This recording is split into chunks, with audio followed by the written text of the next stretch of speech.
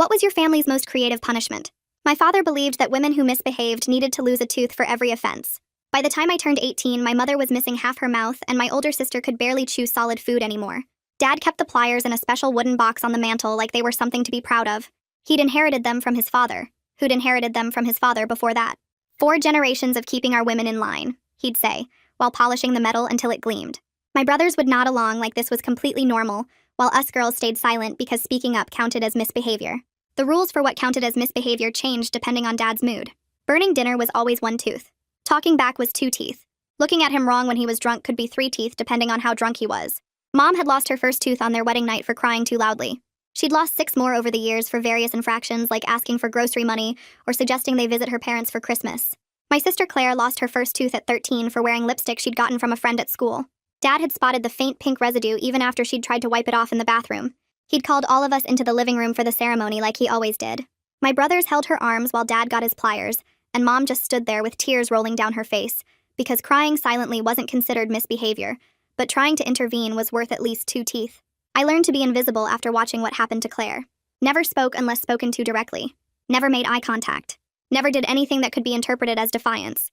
But perfection was impossible in our house because Dad would find reasons to punish us, even when we'd done nothing wrong. He'd claim we'd given him a look, or had an attitude in our voice that only he could detect. Mom tried to protect us in small ways without directly defying him. She'd warn us when he was in a particularly bad mood so we could hide in our rooms. She'd take blame for things we'd done, hoping he'd be satisfied with punishing just her. By the time I was 16, she was missing 12 teeth and could barely eat anything harder than soup. She covered her mouth when she talked and never smiled anymore. My sister Claire lost 4 more teeth over the next few years. 1 for coming home 5 minutes past curfew. 1 for getting a B on her report card instead of straight A's. 2 for refusing to quit her after-school job when Dad decided she was getting too independent. She started developing a lisp from the gaps in her mouth, and kids at school called her a hockey player because of all the missing teeth. The ritual was always the same. Dad would announce the infraction at dinner, then make us all gather in the living room. The guilty party would sit in the special chair they'd inherited along with the pliers. My brothers would hold her shoulders. Dad would make a speech about maintaining order and respecting authority while heating the pliers over a candle flame to sterilize them. Then he'd reach into her mouth while she tried not to scream because screaming was another tooth. I made it to 17 without losing any teeth, which Dad said was suspicious. "No woman is that well behaved," he'd mutter while staring at me during dinner. "You're hiding something."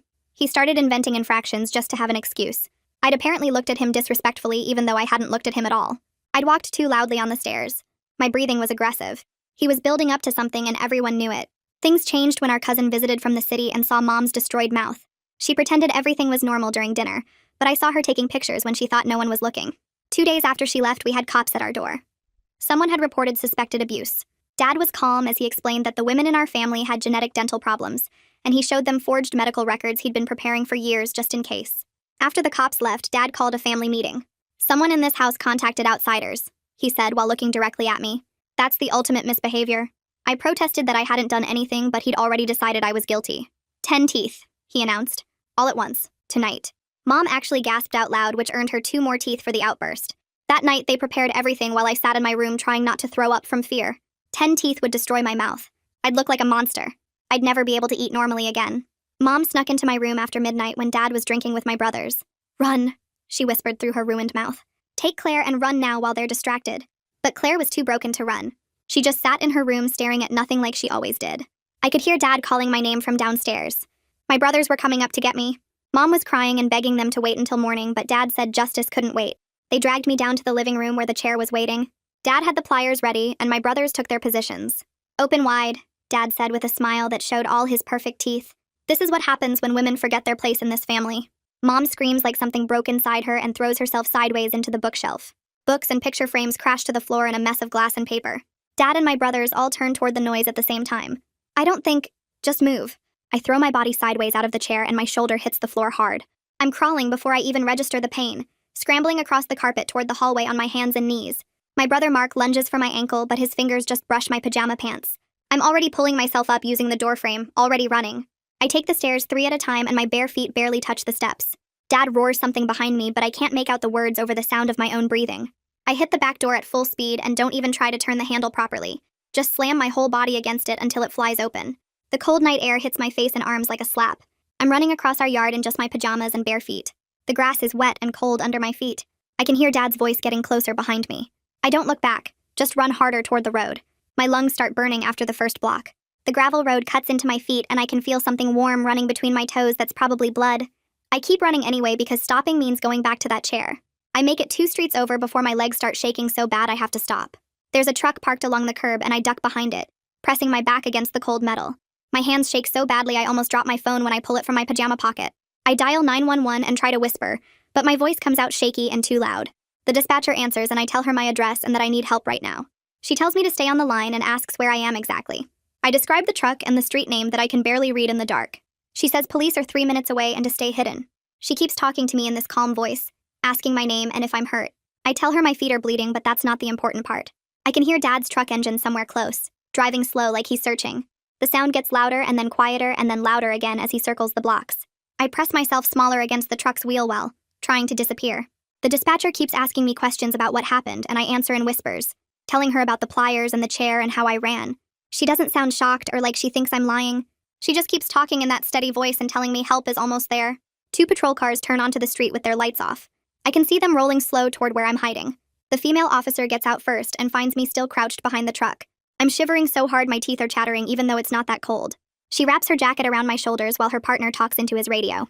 They position both patrol cars between me and the direction of my house, blocking the view.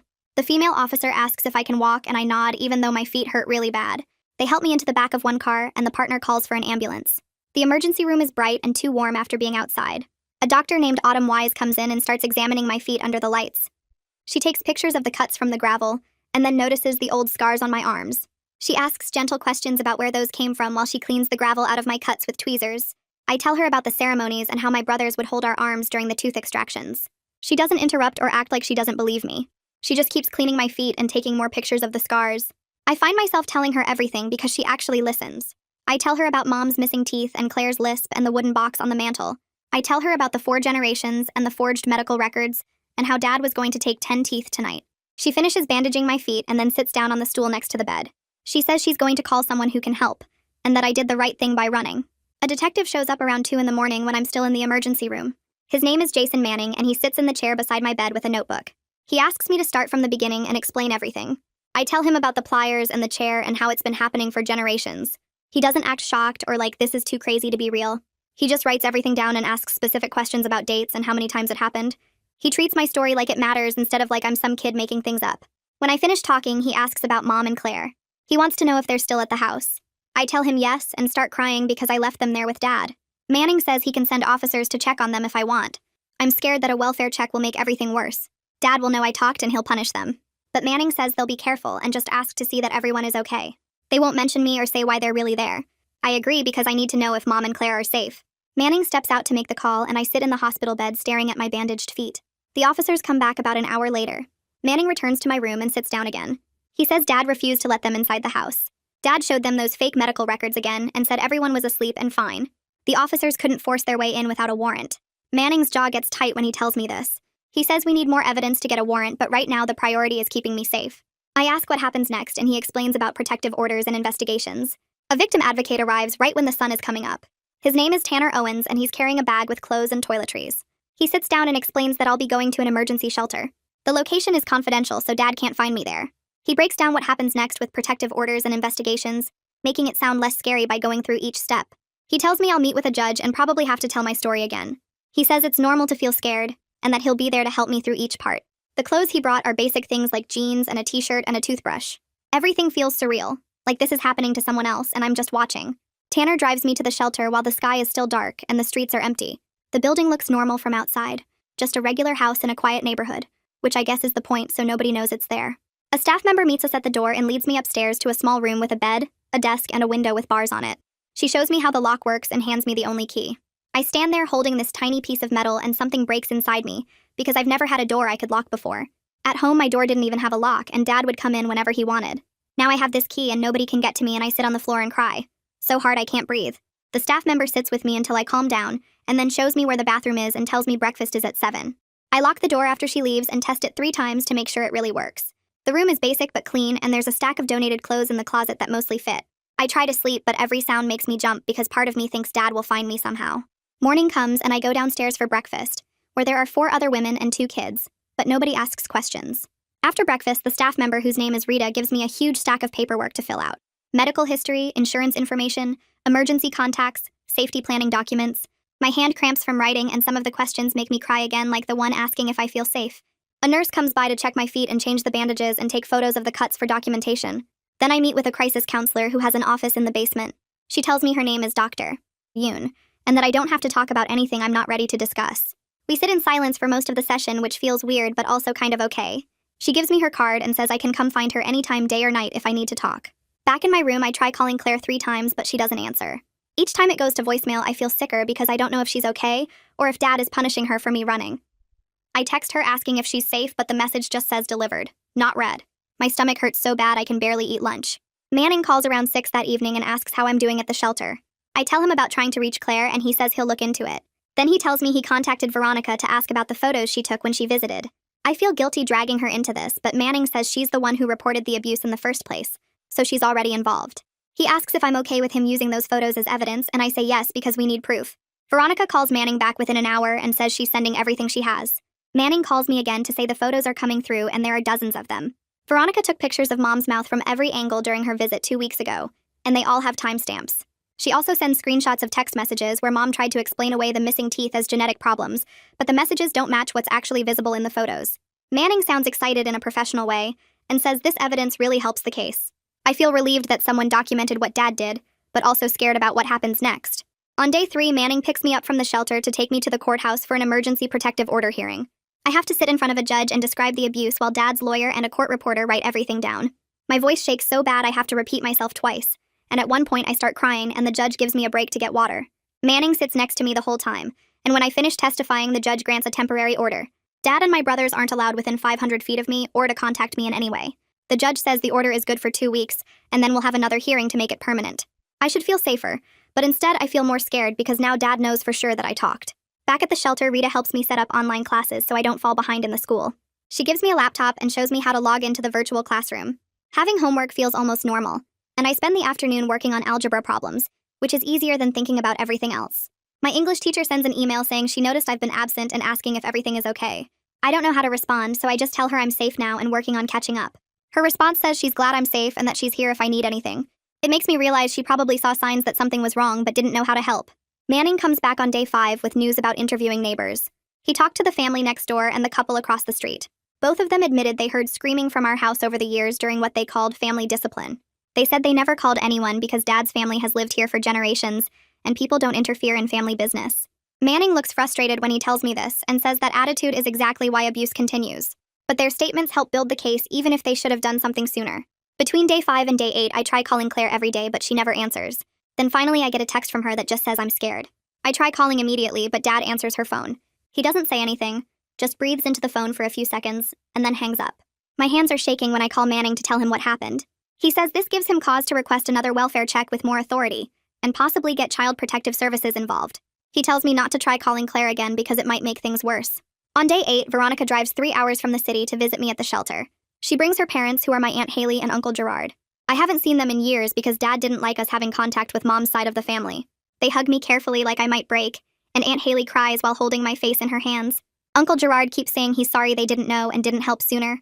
Veronica tells me I can come stay with them in the city if I want, and that their door is always open. The offer makes me cry because I didn't know I had anywhere else to go. Manning shows up at the shelter that same afternoon to interview Veronica in person about what she observed during her visit. They sit in the common room while I wait upstairs, and afterward Manning comes to tell me what she said. Veronica described how Mom covered her mouth constantly when she talked and barely ate any solid food at dinner. She said she suspected something was wrong, but didn't realize how bad it was until she saw Mom's teeth up close. She's been feeling guilty for not acting sooner, even though Manning tells her she did the right thing by documenting everything and reporting it.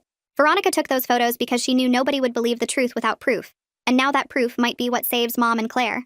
The next morning, Manning calls to say the prosecutor wants to meet with me. Her name is Sinead Hunter, and she arrives at the shelter 2 hours later carrying a thick file folder and a laptop bag. We sit in the same conference room where I gave my first statement, and she spreads photos across the table between us. Photos of Mom's mouth, photos of Claire's mouth, photos of the pliers and the chair that Manning took when he responded to my 911 call. Hunter explains they're building a case for aggravated assault and child abuse charges against Dad. She doesn't sugarcoat anything. The forged medical records make it harder because Dad's been planning his defense for years. But Veronica's photos and the neighbor statements are starting to create a pattern of evidence that contradicts his genetic disease story. She asks if I'm willing to testify in court if it comes to that. I tell her yes, even though the thought makes me want to throw up. 2 weeks after I ran, Manning gets a warrant to examine the pliers and the chair as potential evidence. He calls to tell me Dad's lawyer tried to block the search, claiming their family heirlooms protected as personal property. But the judge allowed it based on my testimony and the photographic evidence Veronica provided. Manning sounds excited in a way I haven't heard before. He says this could be the break they need. Crime scene technicians process the pliers and chair at the police lab. Manning meets me at the shelter 3 days later to explain what they found. Traces of blood and biological material on the pliers that match multiple DNA profiles. He needs samples from Mom and Claire to confirm, but this physical evidence is huge for the case. It proves the pliers were used on multiple people, which contradicts Dad's story about normal dental procedures. I ask how they'll get samples from Mom and Claire when they're still at the house. Manning says they're working on it. My first full therapy session happens that same week. The shelter has a therapist who comes twice a week, and I've been avoiding her because talking about everything feels impossible. But she sits down across from me in the small office and waits patiently until I start crying. I cry about leaving Mom and Claire behind, about running while they stayed in that house, about being safe while they're still in danger. The therapist lets me cry for a long time before she speaks. She explains that I didn't abandon them. I took the only action available to survive. And me surviving might ultimately help them too, because now there's a witness who escaped and can testify. Her words don't make the guilt disappear, but they make it slightly easier to breathe. Manning finally gets approval for a welfare check that involves a social worker instead of just patrol officers. He calls me right after they visit the house. They found Claire unresponsive and dissociated in her room. She wouldn't speak or make eye contact. The social worker determined she needs immediate mental health evaluation and called for an ambulance to transport her to a psychiatric facility. I'm relieved she's getting help, but terrified about what Dad did to her after I left. Mom gets interviewed separately during the same welfare check. Manning says she initially stuck to Dad's story about genetic dental problems and normal family discipline. But when the social worker told her Claire was hospitalized and that I was safe at an undisclosed location, Mom broke down completely. She admitted to years of abuse, described the extraction rituals, showed them her destroyed mouth, but she's terrified of the consequences of speaking up. She told them Dad will kill her if she testifies against him. Manning asks if I want to talk to Mom, but I'm not ready yet. Hunter arranges for Mom to meet with a domestic violence specialist who works with the prosecutor's office. The specialist visits Mom at the house when Dad is at work. She explains safety planning and legal protections available to abuse victims. Mom is resistant at first. Years of conditioning make her believe she deserves the abuse or that leaving is impossible. But the specialist doesn't push. She just provides information and a phone number Mom can call anytime, day or night. Manning tells me this is progress even though it doesn't feel like much. 3 weeks after my escape, Claire gets released from psychiatric hold. But she doesn't go back to Dad's house. Manning arranged for her to be placed in a therapeutic group home that specializes in trauma recovery. He calls to tell me she's stable but not ready to talk about the abuse yet. Pushing her could set back her recovery. I ask when I can see her and he says soon. The group home allows supervised visits after Claire settles in. I visit Claire 5 days later with a staff member sitting nearby in the common room. Claire looks smaller than I remember. Her hair is pulled back in a messy ponytail and she's wearing sweatpants and a t-shirt that's too big for her. We sit together on a couch without talking much. She's on medication that makes her seem foggy and distant. But when I tell her I'm safe and living with Aunt Haley and Uncle Gerard, she squeezes my hand.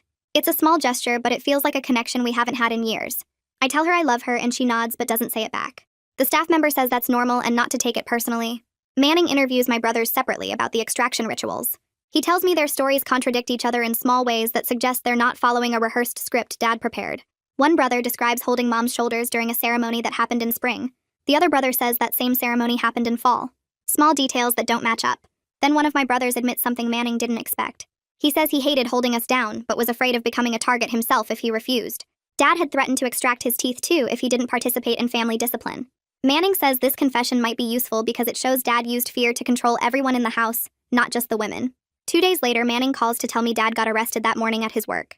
The charges are assault and child endangerment based on the DNA evidence from the pliers and all the witness statements my brothers gave. His bail hearing is set for the next day, and Manning says the prosecutor is asking for a high amount because Dad has shown he's willing to use violence to control his family. I ask what happens if he makes bail, and Manning explains there will be a no-contact order that legally prevents him from coming near me or Mom or Claire. A piece of paper doesn't feel like much protection against someone who spent years pulling teeth out of people's mouths, but Manning says violating the order means immediate arrest. The bail gets set at $50,000, which sounds like a lot, but Dad's family has money from the farm they've owned for generations. Manning tells me not to worry because even if he posts bail, the no-contact order is serious and police will be watching. I want to believe him, but I've spent 17 years learning that rules don't apply to Dad the same way they apply to everyone else. The next morning, I wake up to staff members rushing around the shelter looking stressed and angry. Someone spray-painted liar in huge red letters across the front wall during the night.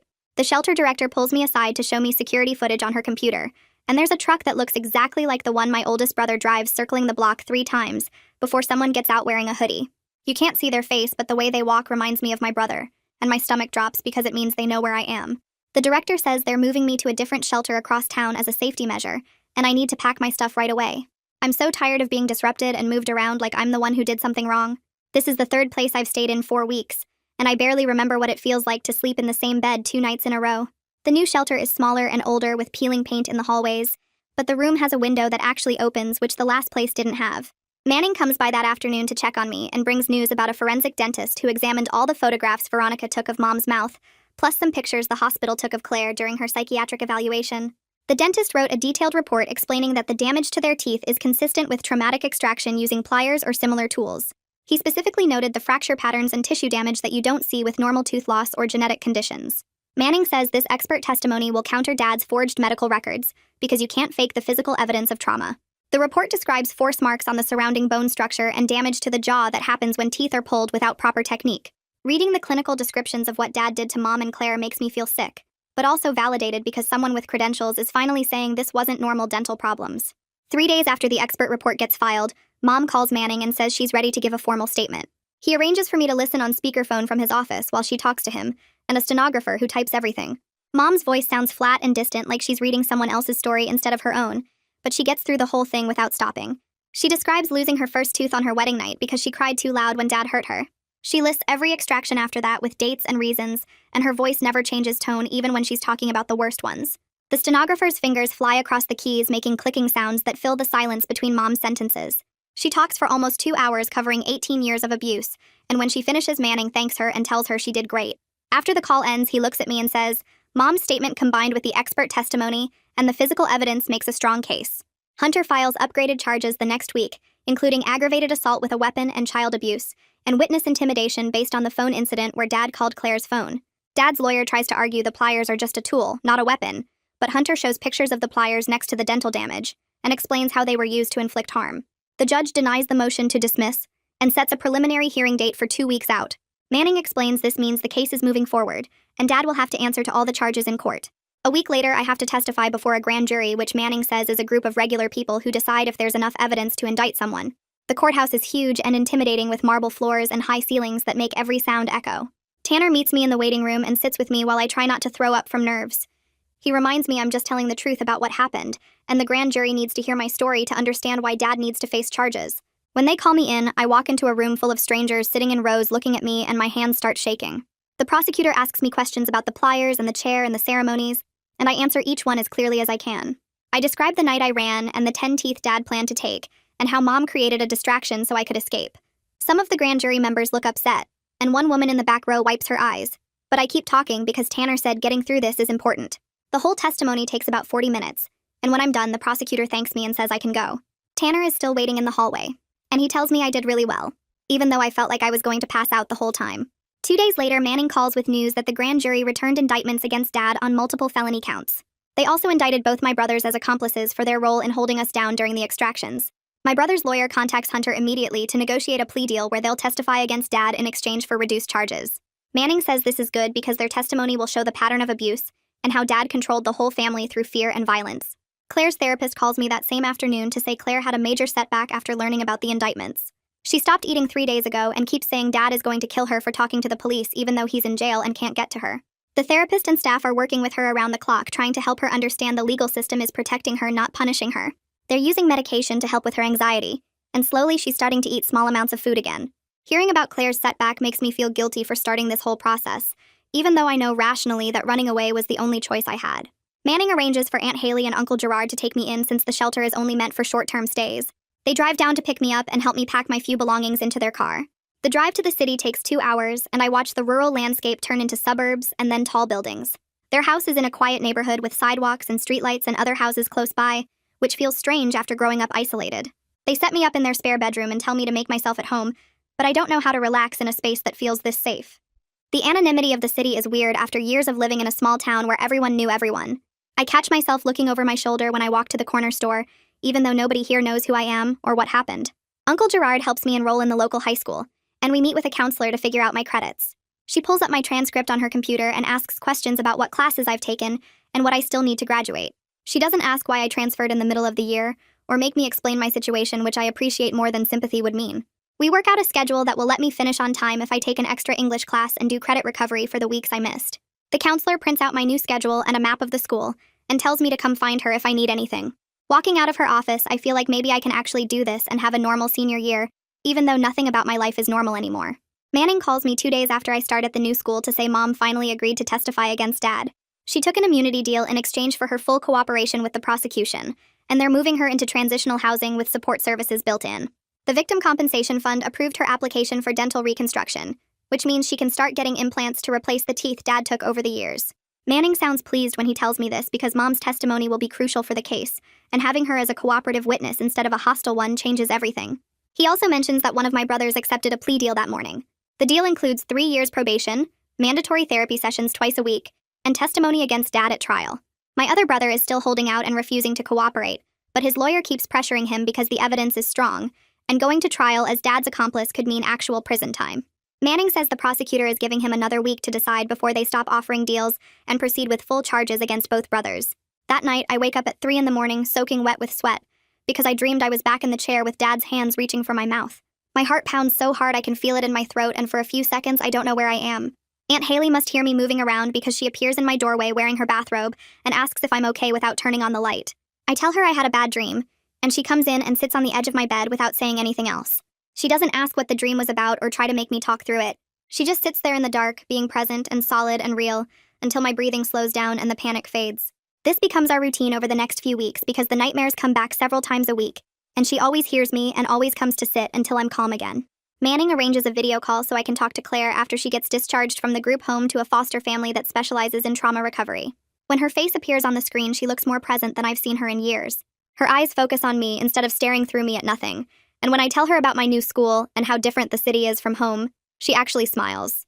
It's a small smile and it doesn't last long, but seeing any expression on her face besides blank emptiness makes me want to cry. She tells me the foster family has 2 other girls who've been through bad situations, and they all eat dinner together every night and nobody yells. Her therapist sits just off camera during our call but doesn't interrupt, and Claire seems comfortable enough to keep talking for 20 minutes about small normal things like the classes she's taking and a cat the foster family has. 4 months pass faster than I expected while I settle into the routine of school and therapy and living with Aunt Haley and Uncle Gerard. Then Manning calls to say Dad's trial date is set, and I need to come back to testify in person. Tanner drives up to the city to accompany me to the courthouse, and Hunter spends 3 hours preparing me for cross-examination in a conference room that smells like old coffee. She warns me that Dad's lawyer will try to make me look like a liar who invented everything for attention or to get back at Dad for normal discipline. She tells me to stay calm no matter what he says, and just repeat the facts clearly without getting emotional or defensive. The morning I have to take the witness stand, I throw up twice before we even leave for the courthouse. Tanner stays close beside me as we walk through the metal detectors and up to the courtroom on the 3rd floor. Dad sits at the defense table in a suit I've never seen before, looking calm and almost respectable. When I walk to the witness stand, his eyes lock onto mine and I feel like I'm back in our living room about to sit in that chair. Hunter told me to focus on her face when I testify, so I force myself to look away from Dad and find her standing near the jury box. She asks me to state my name and age and then walks me through the night I ran, starting with Mom's warning and ending with hiding behind the truck. Dad's lawyer objects twice, but the judge overrules him both times. Then the defense lawyer stands up for cross-examination and suggests I'm making everything up because I was mad about normal house rules. He asks why I never told a teacher or called police before if things were really so bad. I don't get angry like he wants me to. I just explain calmly that speaking up was misbehavior worth 2 teeth, and I was too scared to risk it. He tries 3 more times to trip me up or make me contradict myself, but I stick to exactly what happened without adding or changing anything. Mom testifies after me and describes her wedding night in detail that makes 2 jurors look down at their hands. She explains how Dad heated the pliers over a candle and told her crying loudly was disrespectful to him. Her voice stays flat and emotionless like she's reading a grocery list, but when she opens her mouth to show the jury her destroyed teeth, several people shift in their seats. Dad's lawyer suggests she's lying to avoid criminal charges of her own for not protecting us, but her mouth is right there as evidence that speaks louder than any accusation he can make. The forensic dentist testifies next and brings enlarged photographs showing force marks on extracted teeth and trauma to surrounding tissue.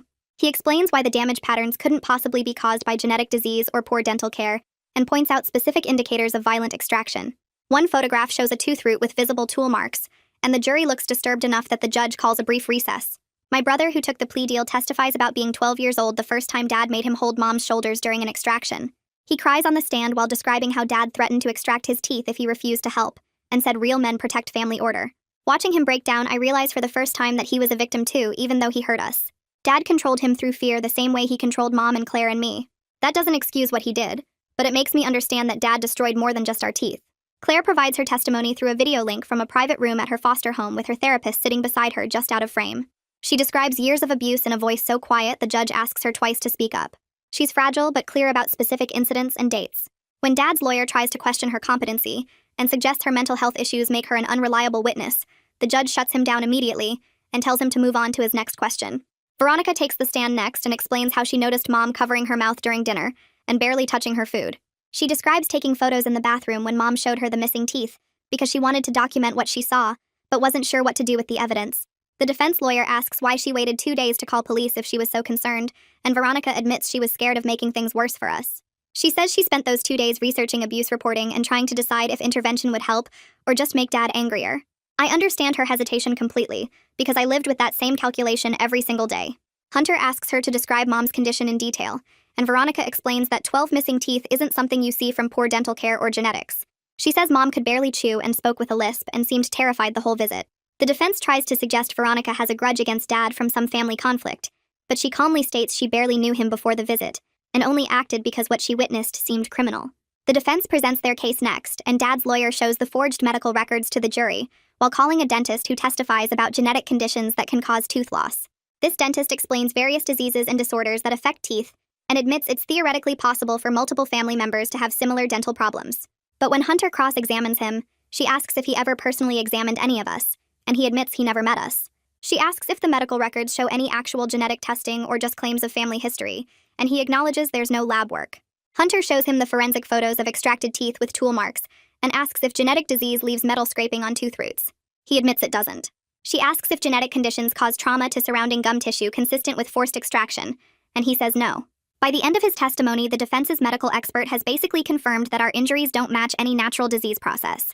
The trial runs for 3 full days with both sides presenting evidence and calling witnesses. Hunter's closing argument walks the jury through every piece of physical evidence, starting with the pliers that have 4 different DNA profiles on them. She describes the photos of our mouths and the forensic analysis of trauma patterns. She reminds them of testimony from me and Mom and Claire and my brother, who all described the same ritual in the same chair with the same tools. She explains that the defense wants them to believe in an impossible coincidence, where 3 women in one family all developed identical dental problems, that somehow required the father to keep extraction pliers as a family heirloom. She tells them the evidence proves systematic violence beyond any reasonable doubt. The defense's closing argument claims we're all lying to escape consequences for our own failures, and that Dad is a traditional father being persecuted for maintaining family discipline. His lawyer suggests the DNA on the pliers could be from legitimate dental emergencies, where Dad helped during actual medical crises. He points to the medical records as proof of genetic problems and argues that the prosecution is criminalizing a father's attempts to help his family. The jury gets the case after lunch on the 3rd day, and we all wait in a victim conference room while they think it over. Tanner brings sandwiches, but I can't eat anything because my stomach is twisted in knots. Mom sits very still staring at her hands, and I wonder what she's thinking after spending so many years believing this was normal. 6 hours later, the bailiff calls us back to the courtroom because the jury has reached a verdict. My legs shake walking back into that room, and I have to focus on breathing normally. The jury foreman stands up when the judge asks if they've reached a verdict and says they have. The judge asks about the first count of aggravated assault, and the foreman says guilty. The second count of aggravated assault gets the same answer. Child abuse guilty. Witness intimidation guilty. The foreman reads guilty 12 times for 12 different charges, and Dad just sits there with no expression on his face like he's watching a boring movie. I feel something loosen in my chest that's been tight and hard for years. It's not happiness exactly because there's too much damage for happiness, but it's relief that someone finally believed us. The judge thanks the jury and sets a sentencing hearing for 2 weeks from today. Hunter catches up with us in the hallway and asks if I want to give a victim impact statement at sentencing. I'm scared of being in the same room with Dad again and having to speak while he stares at me, but I also want him to hear directly from me how his actions destroyed our family and took away our ability to feel safe. I tell Hunter I'll do it, and she says she'll help me prepare a statement that covers what I want to say. Mom decides she wants to give a statement too, and Hunter explains that Claire can submit a written statement that the prosecutor will read since she's not ready to attend in person. The 2 weeks pass in a strange blur where I'm living at Aunt Haley's house going to my new school, but my mind is stuck on what I'm going to say at sentencing. I write about 15 different versions of my statement before I find words that feel true. Aunt Haley helps me practice reading it out loud so I don't freeze up in court. The sentencing hearing is in the same courtroom, and I sit in the front row with Mom while we wait for the judge to come in. Dad is brought in wearing jail clothes, and he looks thinner than I remember, but his face still has that same cold expression. The judge asks if any victims want to make statements before sentencing, and Hunter calls me first. I walk to the podium with my paper shaking in my hands and start reading about how I learned to make myself invisible in my own house. I describe never knowing which version of Dad would come home each night and how I still flinch when I hear loud voices or heavy footsteps. I explain that I can't eat dinner with other people without feeling panic, because dinner was when Dad would announce who was getting punished. My voice cracks a few times, but I get through the whole thing while Dad stares at me with no emotion. Mom reads her statement next about losing her ability to smile and eat normally, and how she covered her mouth for years because she was ashamed. She talks about her wedding night, and how she thought marriage was supposed to be about love and partnership, but instead she got violence and control. Hunter reads Claire's statement, which describes years of abuse and how she still has nightmares about the chair and the pliers. Claire wrote that she's working on recovery but doesn't know if she'll ever feel completely safe again. The judge listens to all three statements without interrupting, and then asks Dad if he wants to say anything before sentencing. Dad stands up and says he was just maintaining family order the way his father taught him, and that modern society has lost respect for traditional family structures. He doesn't apologize or show any understanding that he hurt us. The judge's face gets hard, and she tells Dad that his actions constitute torture, and that no tradition justifies systematic violence against family members. She sentences him to 15 years in prison, followed by 10 years of probation, with mandatory anger management and mental health treatment. She orders him to pay money for our dental work and therapy, though Hunter warned us we probably won't see much of that. My brother, who testified and took the plea deal, gets probation with intensive supervision and mandatory therapy. The judge says she considered his age when Dad started forcing him to participate, and the control Dad had over him. My other brother, who refused to cooperate, gets 3 years in prison as an accomplice. The judge tells him he made choices to participate, even though he was also a victim of Dad's control, and those choices have consequences. After sentencing, Tanner meets with Mom and me to help us apply for victim compensation funds that will cover dental work and therapy and some living expenses. The paperwork is overwhelming, with dozens of forms asking for detailed information about the abuse and our financial situation. Tanner walks us through every single form and explains what each section means and why they need that information. Just knowing there's financial support available makes recovery feel more real and possible instead of some distant idea. Mom starts the dental reconstruction process the following week with a specialist who works with abuse survivors. The specialist explains that Mom will need implants to replace the missing teeth, which will take several months of appointments and procedures. Mom cries during the consultation, but the specialist says those are normal tears, because getting treatment means acknowledging what happened and starting to heal. Just having a treatment plan gives Mom hope for the first time in years, and she calls me that night to say she's scheduled her first implant surgery. I start therapy twice a week with a counselor who works with abuse survivors. The sessions happen in a small office with soft chairs and a box of tissues that gets used more than I expected. My therapist asks me to talk about my brothers and how I feel about their roles and what happened. I tell her I'm angry at them for holding us down, but also confused because they were scared of Dad too. She helps me understand that I can recognize they were victims while still holding them responsible for choosing to participate instead of refusing or getting help. This idea feels complicated and uncomfortable, but also true in a way that makes sense.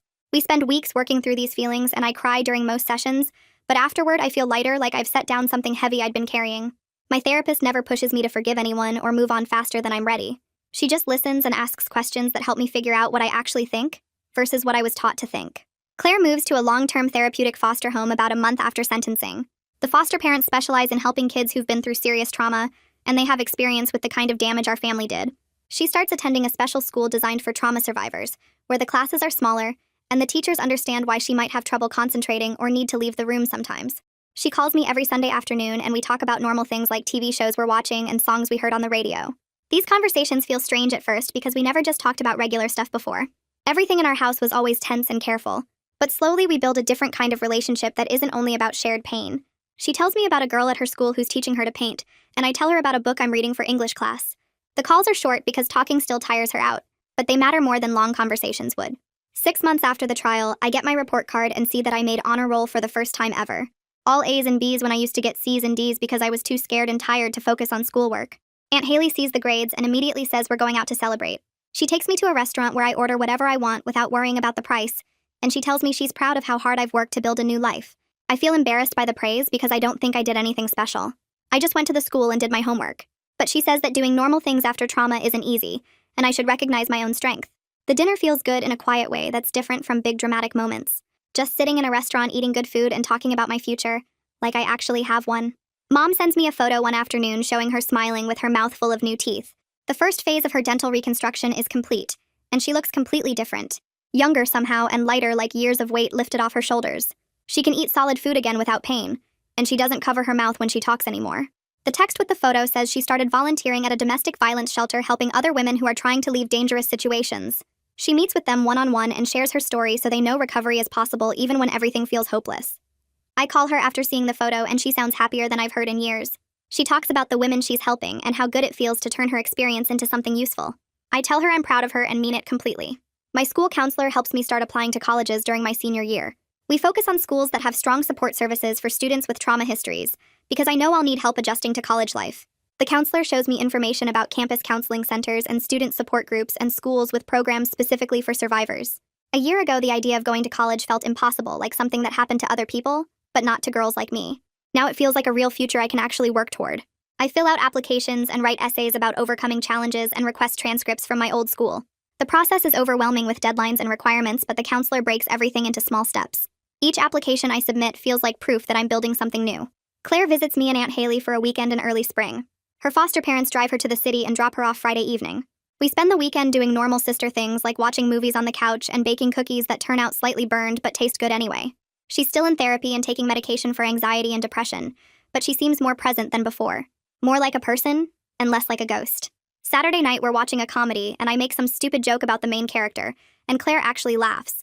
A real laugh that sounds surprised, like she forgot she could do that. The sound is so beautiful I almost cry, but I don't because I don't want to make the moment weird.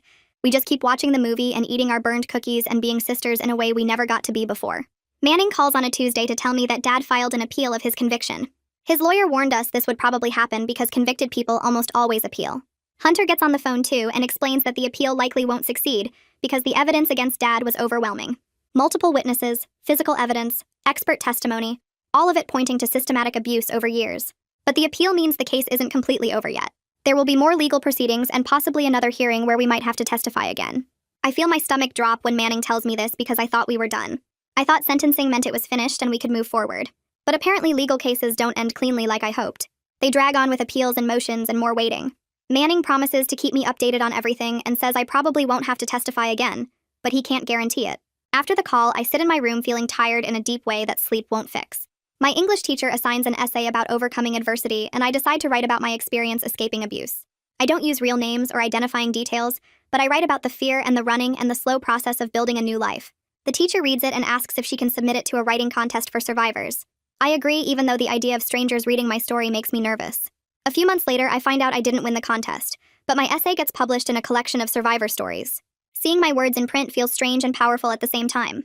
I read the essay 3 times trying to recognize myself in the story, and realize I'm not ashamed anymore. I'm not proud exactly, but I'm not hiding either. What happened to me was real and wrong, and now it's documented in a way that might help someone else feel less alone. Mom calls me one evening crying, but the tears sound happy instead of sad. She just got her final dental implants placed, and the dentist cleared her to eat whatever she wants. She tells me she ate an apple that afternoon for the first time in years. A whole apple with the skin on, biting through it like a normal person without pain or difficulty. She cries telling me this, and I cry listening because something as simple as eating an apple represents so much more than food. She also mentions she started dating someone she met at the domestic violence shelter support group, a man who left his own abusive marriage and understands what recovery looks like. She's taking things very slowly because trust is hard after what Dad did, but she's allowing herself to imagine a different kind of relationship, one based on respect instead of fear. I tell her I'm happy for her and I mean it, even though part of me worries she'll get hurt again. But she's an adult making her own choices, and all I can do is support her. On the 1-year anniversary of my escape, I visit the shelter where I first stayed after running from Dad. The staff members remember me and hug me carefully, asking how I'm doing. I thank them for helping me that first terrible night when I showed up barefoot and shaking. They tell me they're glad I'm safe now and ask about my plans for the future. Tanner happens to be at the shelter meeting with a new client, and he comes over to say hello. He tells me I was brave for running and for testifying and for rebuilding my life. I shake my head and explain that I wasn't brave at all. I was desperate and terrified and just trying to survive. Sometimes desperation looks like courage from the outside, but it doesn't feel courageous when you're living it. It feels like panic and instinct and doing the only thing possible in an impossible situation. Tanner listens and nods and says that maybe courage and desperation aren't as different as people think. Maybe they're both just different words for refusing to give up. I don't know if I agree, but I appreciate him listening without arguing. We talk for a few more minutes about my school and Claire's progress and Mom's dental work. Then I leave the shelter and walk to Aunt Haley's car, feeling grateful for everyone who helped me get from that desperate night to this ordinary afternoon. A few weeks later, I attend Claire's graduation from her therapeutic school program. The ceremony is small and quiet, with just the students and their families in a community center room decorated with handmade banners. Claire walks across the little stage to accept her certificate, and she's smiling for real. Not the fake smile she used to wear at home. Afterward, she comes over and hugs me tight, something she hasn't done in years.